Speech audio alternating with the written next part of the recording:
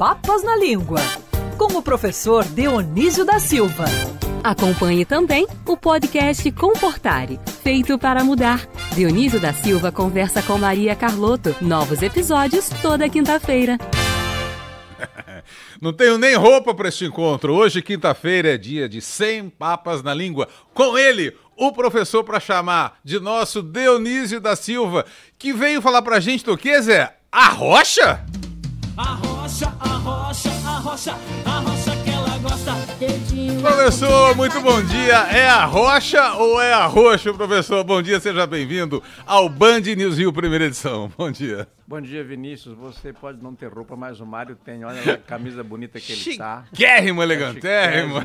Nosso latifundiário aqui ao lado, Zé do Zap também. Bom dia, professor. Bom dia, ouvintes. Olha, o arrochar, ele tem uma etimologia curiosa, não tem nada a ver com rocha, tem a ver com apertar, e a viagem que esta palavra fez foi o seguinte: na verdade era garrocha, porque é com garra, e originalmente designou aquele instrumento com que se fazia o aperto no pescoço, o garrote, que é chamado por vários escritores portugueses de o garrote vil, né?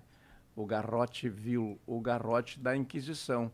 O primeiro escritor brasileiro, nós começamos perseguidos, o Antônio José da Silva, o judeu, foi executado por esse garrote em Lisboa, enquanto ali pertinho de onde ele foi executado se apresentava uma peça de sua autoria. Então, arrochar quer dizer apertar, por essa viagem que a palavra fez. O arroxo salarial, então, é um aperto salarial, é um garrote no nosso bolso, professor. É um garrote no nosso bolso que diminui o nosso sal, porque salário foi originalmente a quantia, foi um pouco de sal dado ao soldado romano, e mais tarde, é daí que vem a palavra, a quantia de dinheiro para comprar sal, porque sem sal você não teria comida conservada em casa. Agora, professor, se nós temos um garrote no nosso bolso, a gente não consegue fazer poupança e não consegue planejar direito o nosso orçamento. Professor, de onde vêm essas palavras? Poupança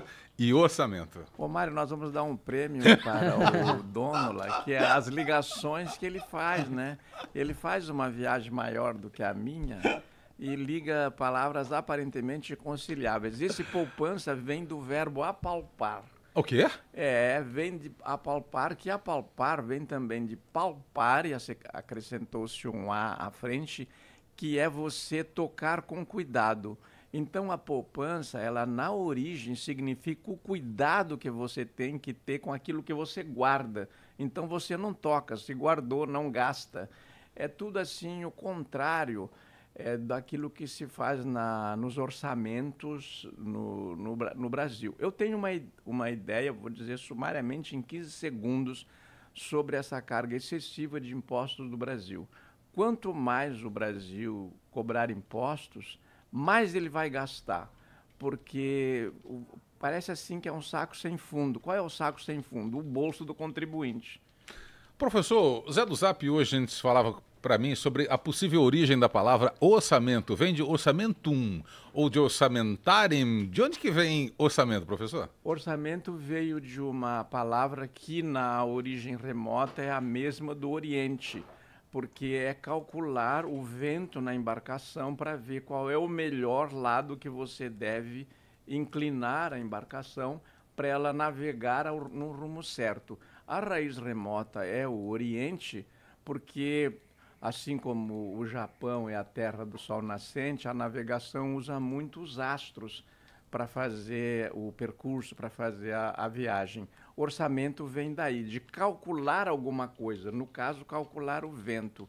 Dessa ideia, daí sim veio para o orçamento, um orsare, que é você calcular outras coisas que não sejam o vento.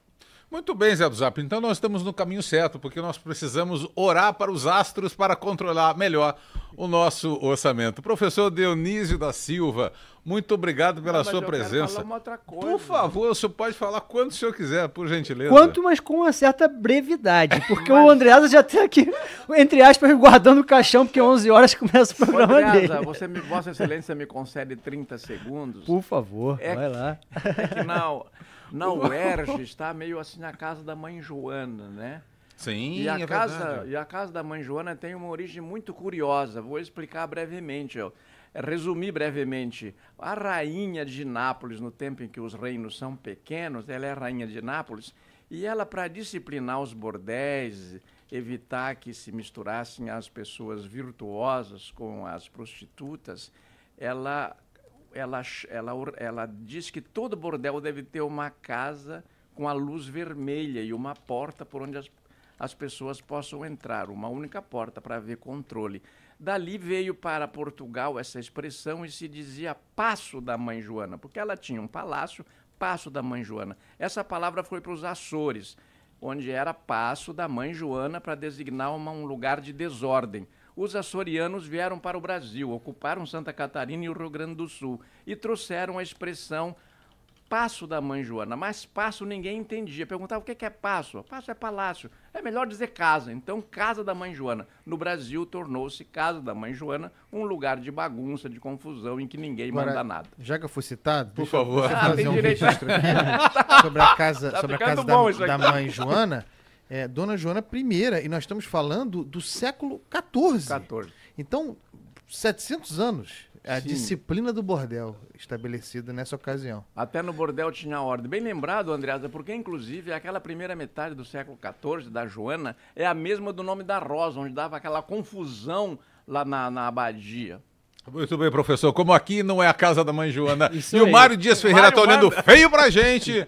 Obrigado, professor. Até semana que vem ou até, de repente. Até Mário. de repente, um grande abraço a todos vocês.